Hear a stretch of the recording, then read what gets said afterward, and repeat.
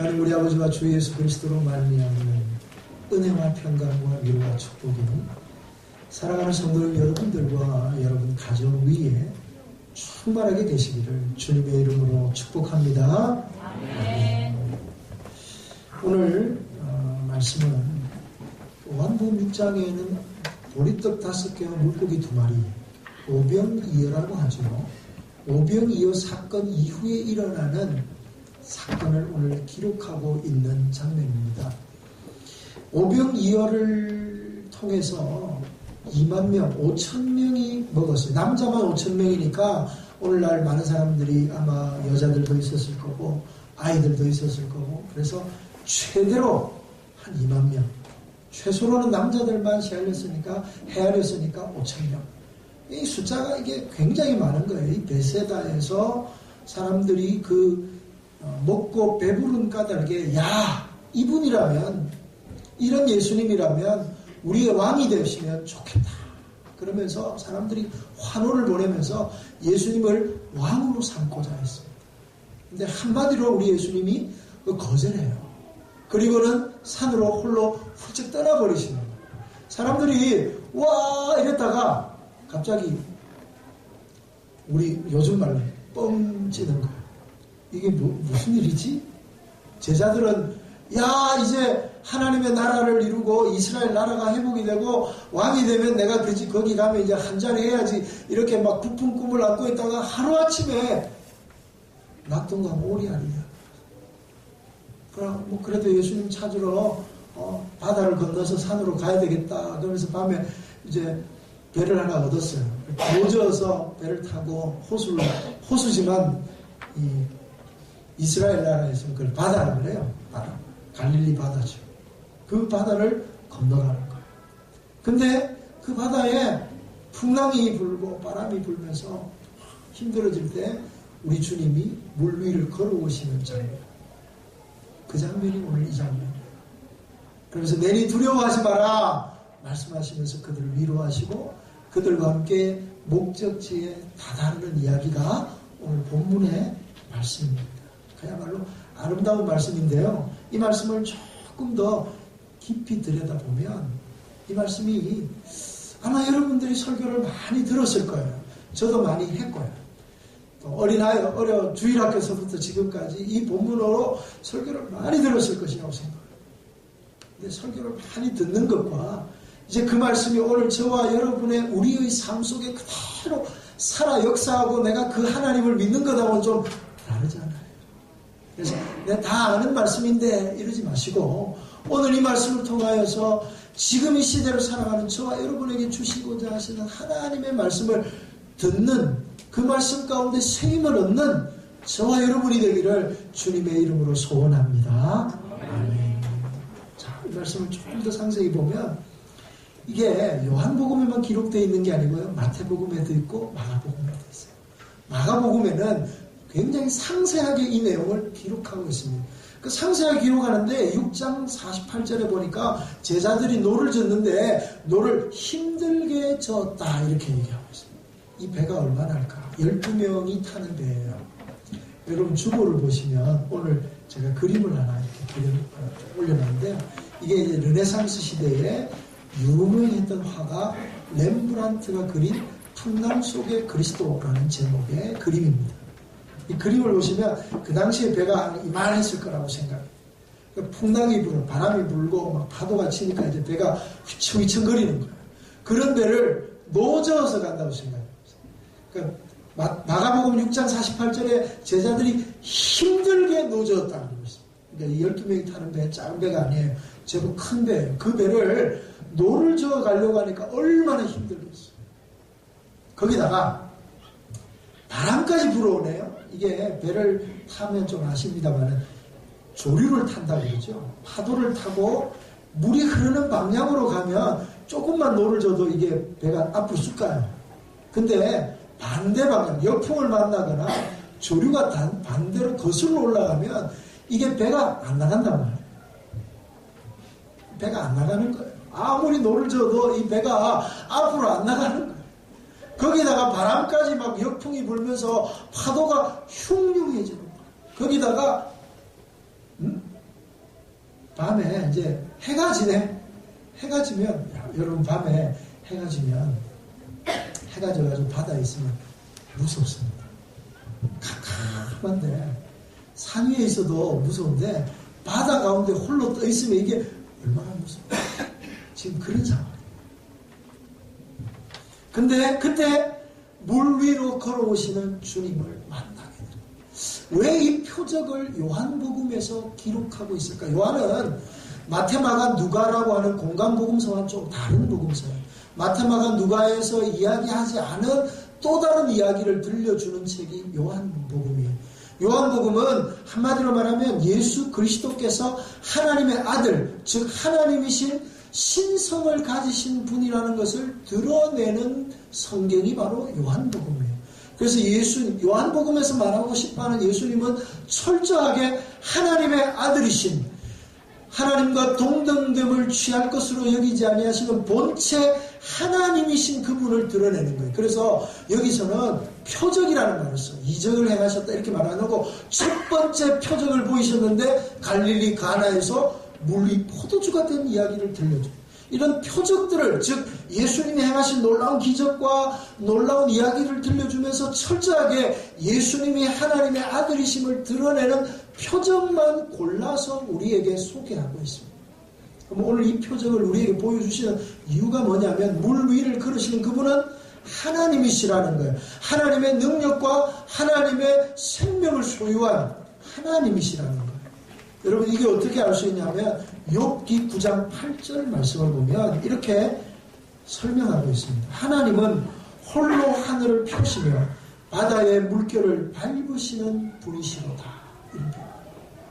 그러니까 하나님 어떤 분이시냐면 홀로 하늘을 펴시고 바다의 물결을 걸으시는 분이 하나님이다. 이렇게 말하는 거예요. 성경에. 그러니까 물 위를 걷는 사람은 물 위를 걸을 수가 없는 거예요. 하나님이셔야만이 독특하게 걸으실 수 있는 거예요. 그래서 그 표적을, 그 놀라운 기적을 우리에게 보여주시면서 예수님 그분은 살아계신 하나님, 이 모든 세상의 만물을 말씀으로 만드신 하나님이시다. 태초에 말씀이 계시고 그 말씀이 하나님과 함께 계셨으니 이 말씀이 곧 하나님이시라라고 시작하는 요한복음 1장 1절의 말씀을 그대로 이야기하는 거예요. 그래서 오늘 본문을 통해서 하나님이신 예수님을 만나는 복된 저와 여러분이 되기를 주의 이름으로 축원합니다. 자, 그렇다면 이런 놀라우신 주님 앞에 마태복음 14장 33절에 보면 마태도 동일하게 이 얘기를 기록하고 있어요. 이 놀라우신 주님 앞에 어떻게 반응하냐면 한번 찾아보세요. 마태복음 14장 33절입니다. 이런 걸 한 번씩 찾아보셔야 돼요. 마태복음 14장 33절 앞에 떴네요. 찾으신 분 찾고 뜬 분 한번 다 같이 읽어볼까요? 시작. 배에 있는 사람, 다 같이 시작. 배에 있는 사람들이 예수께 전하며 이르되 진실로 하나님의 아들이로소이다 하더라. 놀라운 거 봤잖아요. 배에 올라타니까 이제 사람들이, 제자들이 예수님께 경배하면서 진실로 하나님의 아들이십니다. 이 표적은 우리에게 하나님이 풍성한 이야기를 우리에게 들려주시고 계세요. 여러분 여기 바다는 인생 길이잖아요. 바다에 예기치 않은 풍랑을 만나는 것처럼 오늘 저와 여러분이 인생의 길을 살다가 보면 예기치 않은, 우리가 생각하지도 못했던 어려운 일들을 만날 때가 있다는 것입니다. 또 제자들은 힘들게 노젓고 있습니다. 우리가 힘들게 이 세상에서 일하고 애쓰고 땀 흘려 수고하며 살아가고 있습니다. 그래도 한 걸음도 안 나가는 거예요. 우리가 땀 흘리고 우리가 애쓰지만 우리 인생이 그 자리에 늘 머물러 있는 듯한 느낌을 받을 때가 얼마나 많은지. 근데 그 낙심하고 참 마음이 번잡스러울 그때 우리 주님 뭐 하시고 계셨을까? 주님은 그때 기도하고 계셨어요. 주님은 그때 그 제자들이 노젓는 것을 보고 계셨어요. 그들을 보고 계셨다는 것은 저 멀리서 불구경하듯이 보고 계신다 이런 의미가 아니라 우리 주님이 보고 계신다라는 것은 주목하여 보시고 그들을 긍휼히 여기시고 그들을 불쌍히 여기셨다 이런 의미를 가지고 오늘 우리 주님이 우리를 보시며 우리를 위해 기도하고 계시는 거예요. 할렐루야. 우리 주님이 우리의 상황을 다 아시고 우리를 다 이해하시면서 우리를 위해 기도하고 계신다는 거예요. 자, 그러면서 가장 극심한 고통 가운데 있을 때 우리 주님 물리를 걸어오시면서 제자들에게 두려워하고 있는 제자들에게 이렇게 말씀하세요. 내니 두려워하지 말라. 여러분 이건 단순히 위로의 말이 아니에요. 주님이 말씀하실 때 두려워하지 말라 이 말은 두려움의 근원을 제거해 주겠다는 거예요. 나인성 가부가 슬피 울고 있을 때 우리 주님이 그 여인에게 오셔서 뭐라고 얘기합니까? 울지 말라. 내 눈에서 내가 눈물을 닦아주리. 왜 울었어요? 아들이 죽어서 울었잖아요. 울지 말라. 그냥 말로만 위로하는 것이 아니라 울지 말라 하심으로 그의 눈에 눈물을 닦아주시며 그의 아들을 다시 살리시는 거예요. 두려워하지 마라 말씀하신 우리 주님이 제자들의 그 두려움의 근원을 다 빼앗아 근심과 걱정과 염려와 이 모든 것을 주께 다 벗어버리고 오늘 주님 안에서 새 힘을 얻게 될 줄로 믿습니다. 우리가 인생을 살면서 왜 두려워하죠? 한치 앞을 내다보지 못하잖아요. 내일 어떤 일이 일어날지 모레 어떤 일이 일어날지 1년 뒤에 어떤 일이 일어날지 알지 못하기 때문에 두렵습니다. 또한 어떤 일이 일어날까 생각해보면 오늘 우리는 늘 제일 최악의 경우를 생각해요. 이래서 안 되고 저래서 안 될 거 생각하니까 걱정과 근심이 밀물듯 몰려오는 거예요. 근데 우리 주님이 우리에게 두려워하지 마라. 주님이 언제든지 찾아오셔가지고 늘 말씀하시는 거 두려워하지 마라. 여호수아가 두려워할 때 우리 주님이 오셔서 두려워하지 마라. 내가 모세와 함께 했던 것처럼 내가 너와 함께 할 거야. 이사야에게 우리 주님이 오셔서 두려워하지 마라. 네가 불 가운데 지나고 네가 물 가운데 지날 때에도 내가 너와 함께 함이라. 그렇게 말씀하십니다. 오늘 우리가 두려워할 때 우리 인생 가운데 주님이 오셔서 우리를 일으켜 주시고 우리를 잡아 주시고 우리를 승리케 하실 그 주님 때문에 두려움 다 벗어버리고 새 힘을 입는 저와 여러분이 되기를 바랍니다. 그런데 우리가 믿기만 하면 모든 일이 참 되었으면 좋겠는데 그러지 않을 때가 너무 많다는 거예요. 이해할 수 없는 일들이 우리 인생 가운데 많이 생기더라는 거예요. 풍랑이 예기치 않게 찾아오듯이 우리에게 어려움이 예기치 않게 찾아옵니다.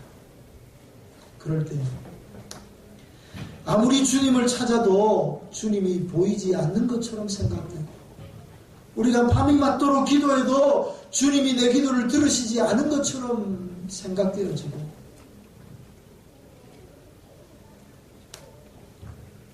믿음이 좋고 신실하고 모범적인 성도들이 풍랑을 만나서 하나님 앞에 나와 간절히 기도하며 죽을 고생하는데도 불구하고 우리 주님이 우리의 기도를 들어주시지 아니하시고 무관심한 것 같이 보일 때가 있더라는 것입니다. 여러분 그런 경험을 해본 적 없나요? 혹시 그런 경험 가운데 있는 분은 없습니까? 눈물로 침상을 적시고 식음을 전폐하며 금식하고 그럼에도 불구하고 아무 일이 일어나지 않아도 변함없는 믿음으로 언젠가는 주님이 나를 인도해 주시겠지라고 하는 믿음을 가지고 인내하며 하나님 앞에 살려달라고 아우성치는데 여전히 하나님은 침묵하시고 여전히 하나님은 아무 곳에도 계시지 않는 듯 느껴지지는 않습니까? 정도의 차이는 있습니다만 참으로 우리가 고난 가운데 기도하면 하나님이 들어주시고 응답하시고 가장 더 좋은 걸 주신다는 거 알지만 그런데 고난 가운데 있고 어려움 가운데 있고 절망의 구렁텅이에 빠져서 그 어두움의 터널을 지날 때에는 그 터널이 언제 끝날지 모르는 거예요. 처음에는 믿음을 가지고 기도하지만 이것이 1년이 되고 2년이 되면서 마음이 무너지기 시작하고 언제까지 정말 하나님 살아계시나요? 하나님 내 기도를 들으시나요? 이럴 때가 있더라는 거예요. 제가 목회하면서 우리 성도들 살펴보고 기도 제목을 나누면 어떤 분들은 그 기도 제목이 응답되어지고 하나님 앞에 감사로 영광을 돌리고 참 하나님이 내 기도를 다 들어주셨어요. 이렇게 고백하시는 분들도 계셔요. 그런데 그런 분보다는 목사님, 하나님은 내 편이 아니신 것 같아요.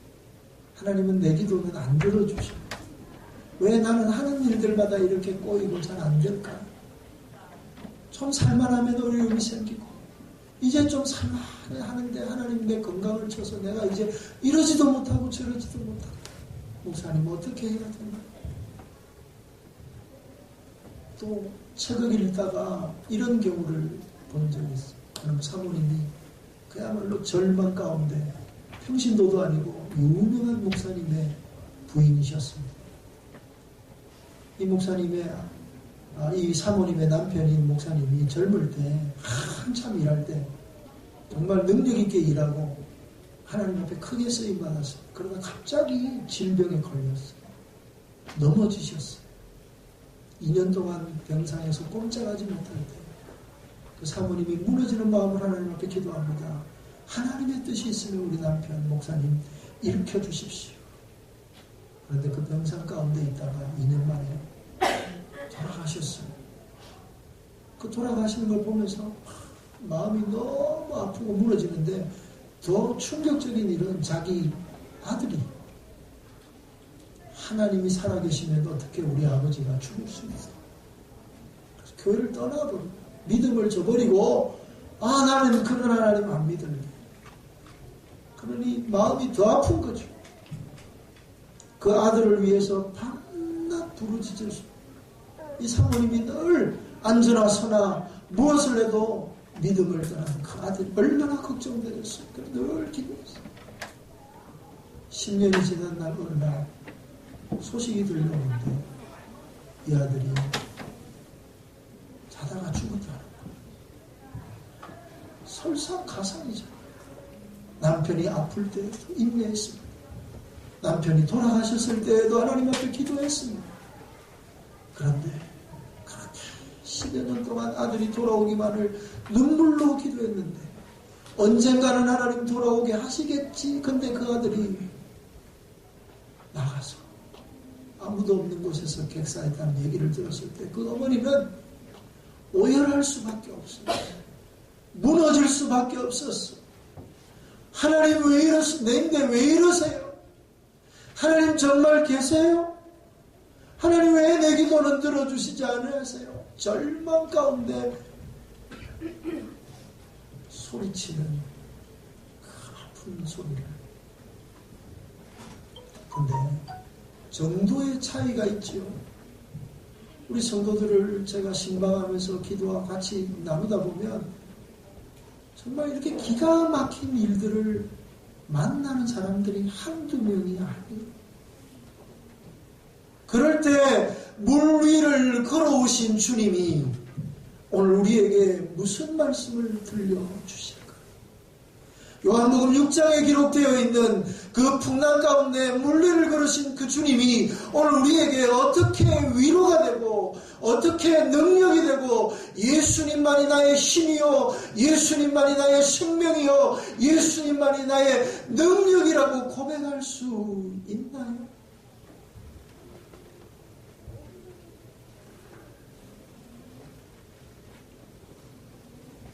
실제로 우리의 현실이 어떻습니까?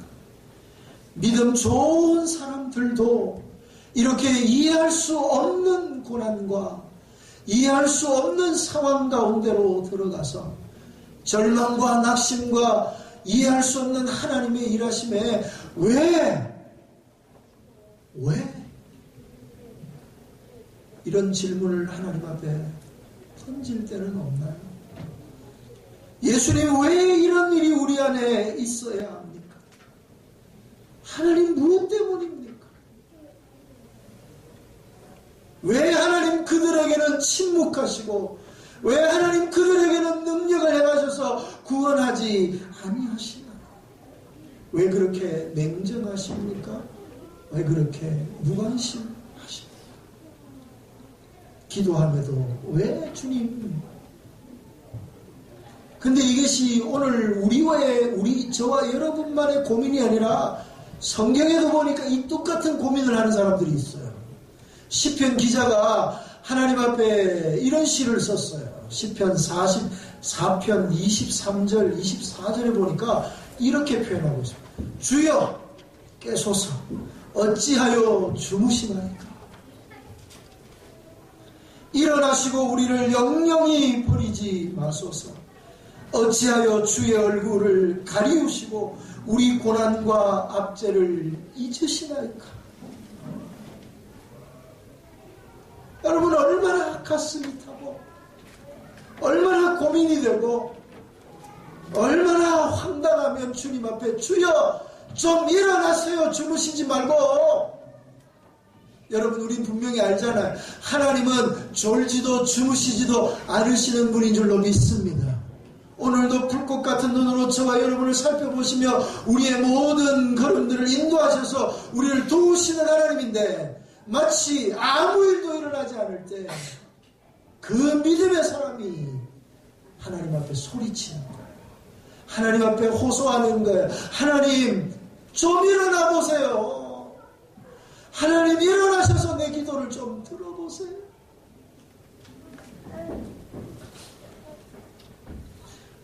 우리는 왜 이런 고난이, 왜 이런 어려움들이 우리에게서 떠나지 않는지 다 알 수는 없습니다. 욥이 고난을 받지만 욥이 왜 고난을 받는지 우리가 다 알 수가 없어요. 여러분, 욥기 읽어보셨나요? 욥기 읽어보면 욥이 고난을 당하는데 사단에게 내어줘요. 뭐 친구들이 와가지고 네가 죄를 지어서 그렇고 네가 뭔가 잘못해서 그렇고 그런 변론들이 한 40장. 그리고 맨 끝에 가서 내가 말로 범죄하지 않았사오니 이러면서 하나님이 욥에게 축복하시는 장면입니다. 그 얘기를 통해서 우리에게 들려주고 싶은 얘기가 뭐예요? 그걸 쭉 읽으면서 더 헷갈리는 거예요. 뭐 좀 알겠는데, 하나님만을 전적으로 신뢰하고 어떤 어려움이 오고 어떤 고난이 와도 하나님은 선하시니까 하나님 반드시 그건 이해하겠는데, 하나님 잘 믿고 믿음으로 살고 의로 살고, 그런데 어떻게 그런 어려움이 있을 수 있습니까? 이렇게 물으면 누가 거기에 대해서 선명하게 그래서 그렇습니다라고 설명할 수 있는 사람이 누가 있어요? 물론 논리적으로 설명이 가능하겠죠. 근데 그런 삶이 오늘 나의 삶이라면 그게 이해가 돼요? 여러분이 욥이라면 하나님이 그렇게 하셨다면 그게 이해가 돼요? 나 같으면 이해가 안 돼요. 이해가 안 돼요. 근데 이해는 안 되는데, 논리적으로는 이해는 안 되는데 분명히 우리가 알 수 있는 건 하나 있어요. 뭐냐면 하나님이 우리를 그냥 내어버려 두시지 않는다는 거예요. 하나님이 우리를 지키시고 인도하신다는 거예요. 결국에는 하나님이 우리를 승리의 자리로 이끄신다는 거예요. 그러나 우리가 나중에 승리하지만, 그러나 아무 죄 없이 욥의 아들들은 죽었잖아요. 아무 이유 없이 욥의 아내는 떠나가 버렸잖아요. 아무리 나중에 복을 2배를 받는다 할지라도 그 상실감, 그 허전함 회복이 되나요? 안 돼요. 그러니까 다 이해가 안 된단 말이죠. 마찬가지로 오늘 우리의 삶 가운데 이런 이해할 수 없는 일들이 일어날 때 우리가 그것을 명확하게, 오늘 목사님 되게 어려운 얘기를 하시는데 그러면 그 뭔가 해답이 있습니까? 없습니다. 그러나 답이 없다고 보면 답변이 아니고, 오늘 이 말씀을 통해서 우리 주님이 우리에게 들려주시는 음성을 듣는 복된 시간이 되기를 주님의 이름으로 소원합니다. 세 가지인데요. 첫 번째는요, 그럼에도 불구하고 하나님이 이 상황 가운데서 우리에게 들려주고 싶어하는 메시지 첫 번째는 하나님은 공평하신 분이라는 거예요. 아멘이세요? 아무도 아멘 안 하시네. 하나님은 공평하신 분이 아멘이세요? 세상은 공평하지 않아요. 세상은 억울한 일이 얼마나 많은지. 세상은 억울하고 세상에 이런 일들이 일어날 수 있어요. 어떤 사람은 대통령이 탄핵이 됐다고 억울해서 활복을 해요. 억울하죠. 그분 입장에서. 또 어떤 사람 한쪽에서는 그 일을 놓고 축제를 벌여요.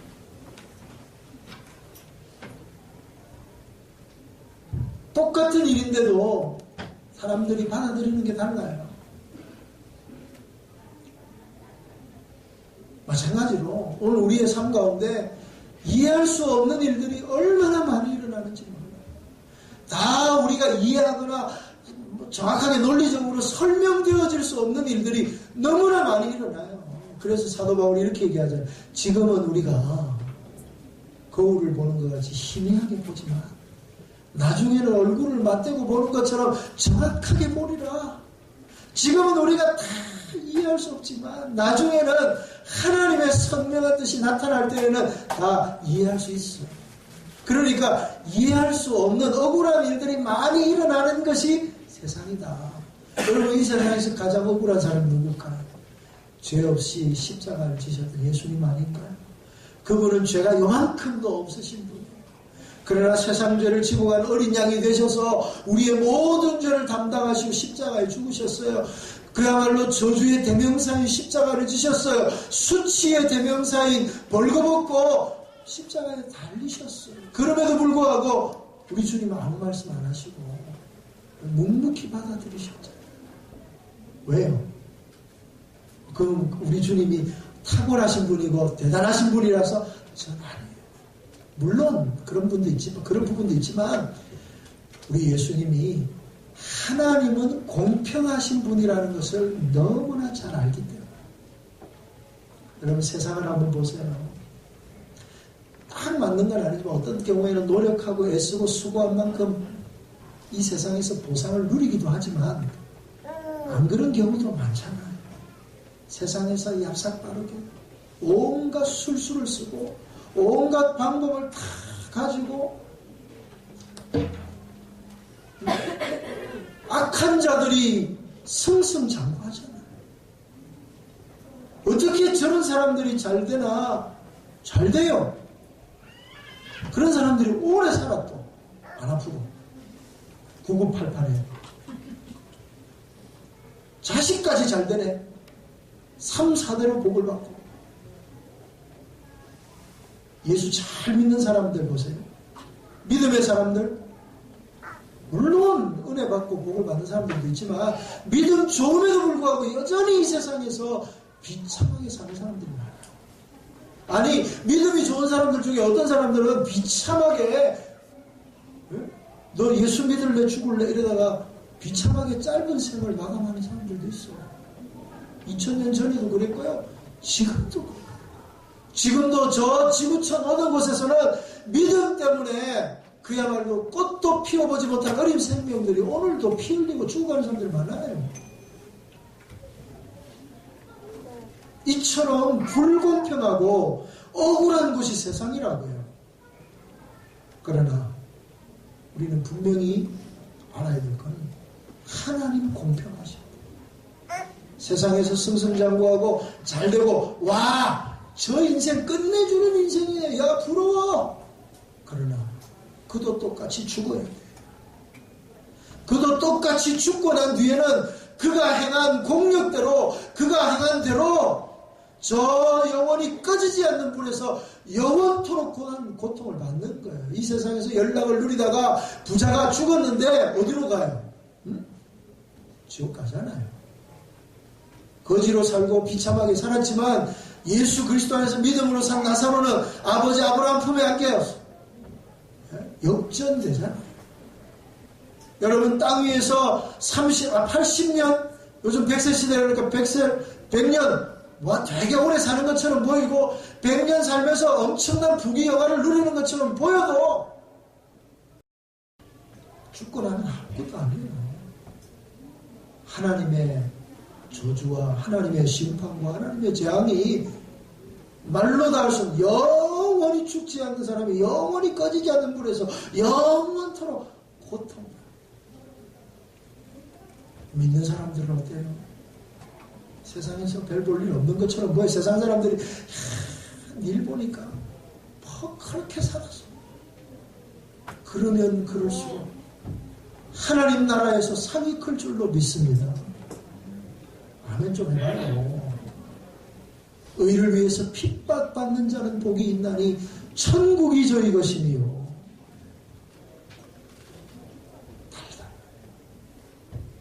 이 세상의 것으로 다 평가되지 않아요. 이 세상이 끝이 아니에요. 눈에 보이는 세상이 끝이 아니라고. 눈에 보이는 곳에서 잘 된다고 해서 그게 다 잘 되는 게 아니에요. 지금 잘 나간다고 해서 다 잘 나가는 거예요. 하나님은 공의로우신 분, 하나님은 의로우신 분, 하나님은 공평하신 분. 그래서 뇌성마비로 태어났지만 몸도 마음껏 쓸 수 없고 자기 의사 표현하는데도 너무너무 힘든 숙명의 시간. 하나님은 공평하셔요. 나는 남이 보지 못한 것 보고 남이 가지지 못한 것 내가 얼마나 풍성히 가졌는지 아세요? 하나님은 공평하신 분이요. 이렇게 노래합니다. 이 놀라운 하나님을 알고 이 놀라운 하나님의 은혜 가운데 있는 사람은 하나님이 공평하신 하나님이라는 사실을 알고 믿고 그 은혜 가운데 오늘도 세상은 내게 등을 돌리고 내가 세상의 것은 없어도 하나님의 것으로 그 풍성한 은혜를 누리고 있음을 고백하는 저와 여러분이 되기를 바랍니다. 두 번째는요, 하나님은 우리를 쉬지 않고 돌보신다는 거예요. 주님이 노젓는 것도 보고 계시고 제자들을 보고 계시는 거예요. 우리 제자들의 고통과 제자들의 아픔을 우리 주님이 다 알고 계시고 그들을 도와주세요. 예수님이 물 위를 걸어오시는 타이밍을 보시면 이게 절묘한 타이밍이에요. 기가 막힌 타이밍. 기가 막힌 타이밍이란 뭐냐면 우리 주님이 언제 제자들에게 가셔야 가장 임팩트 있게 만날 수 있는가를 너무나 잘 알아요. 그 말은 무슨 말이냐면 제자들의 상황과 제자들의 마음과 제자들의 모든 심리 상태를 깨뚫지 않으면 이게 불가능하잖아요. 그러니 예수님이 기도하면서 무엇을 놓고 기도했겠어요? 하나님의 나라, 바로 하나님의 나라의 주역이 될 제자들을 위해 기도하고 그 제자들의 형편을 살피는 거예요. 제자들이 지금 형편이 어때요? 아까 잠깐 내가 서론에서 말씀을 드렸습니다만 제자들은 예수님을 왕으로 삼고자 군중들이 환호할 때 가장 흥분했던 사람들이 누굴까요?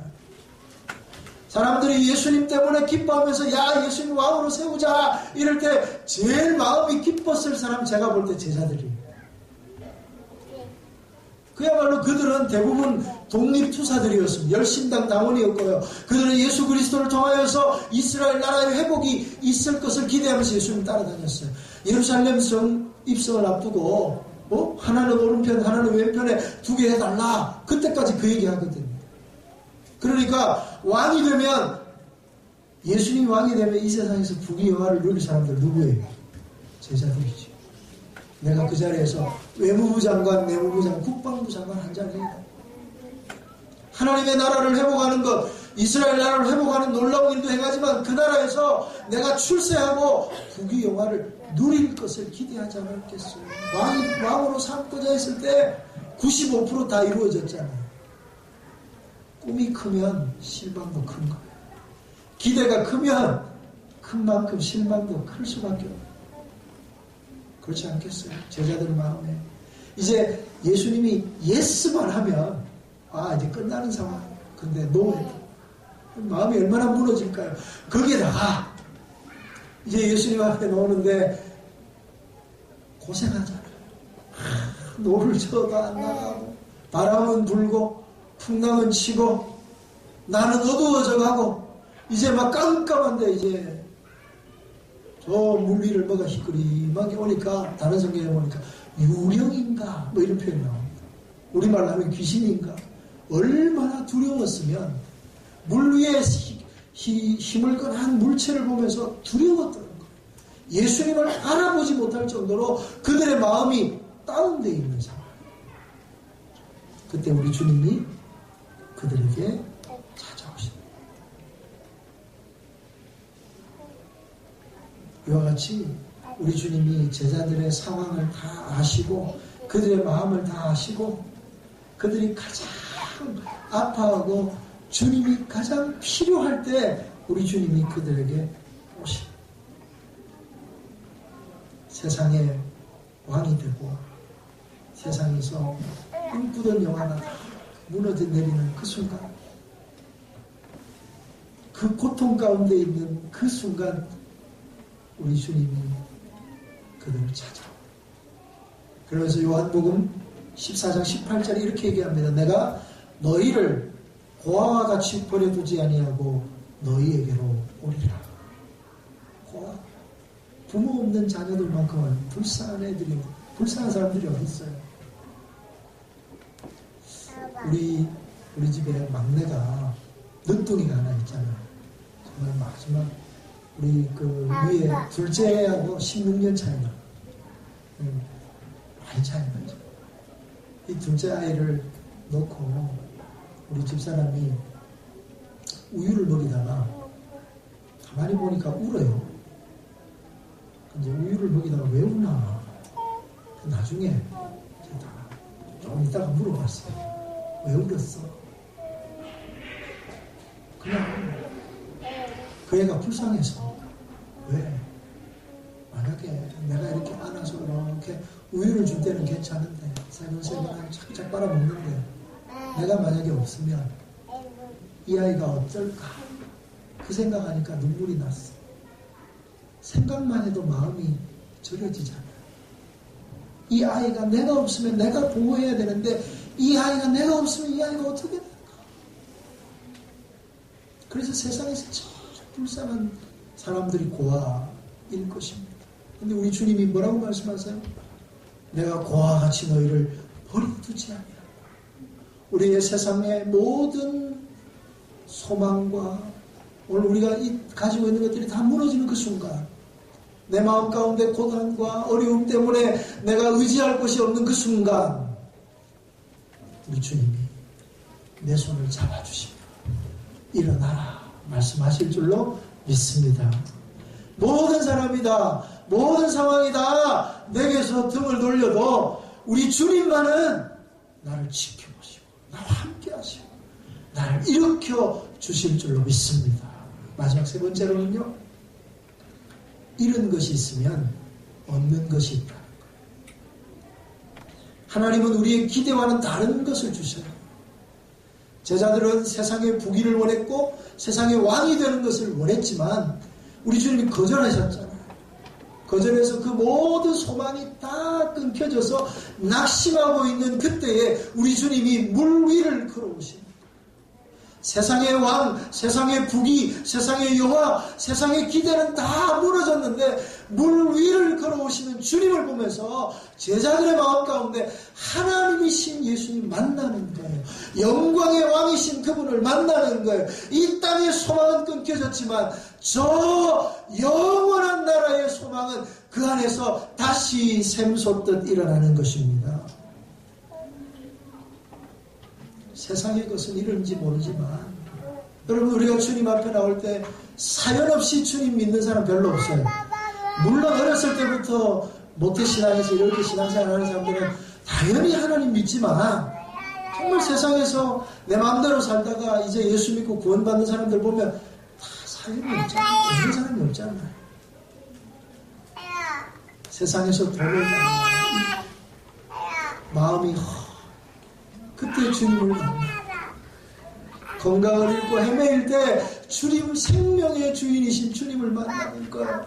인생의 소망이 다 끊겨졌을 때, 이 세상이 우리를 위로해 주는 것이 아무것도 없을 때 참된 위로자, 참된 승리자이신 예수님을 만나는 거예요. 할렐루야.